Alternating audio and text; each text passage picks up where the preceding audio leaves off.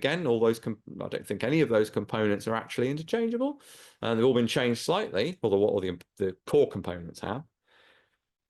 And they're just reducing the diameter of the bullet and pushing that thing up to higher velocities, closer to 3,000 feet per second.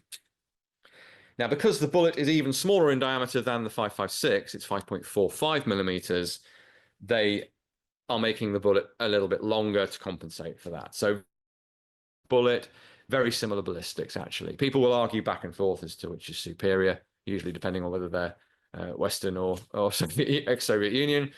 They're really in the same ballpark. Now, the major change, there is a major change to the silhouette of the weapon, not just in detail. You can see it looks very, very similar to an AKM. But we come to the muzzle device, and that is radically different. So they're not content with that slanted compensator. They go for a combination compensator. That's what these holes in the top are, putting gas upward to deflect the muzzle down somewhat.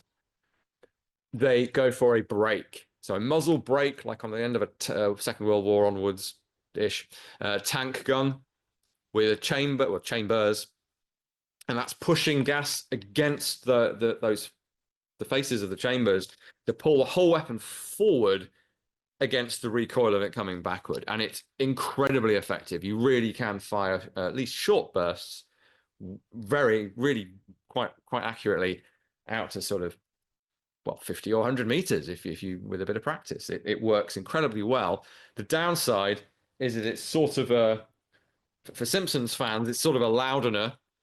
It does make the weapon louder and more concussive, and doesn't do your mates hearing any favors at all.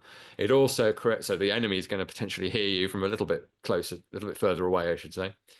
And it also makes a lot more flash.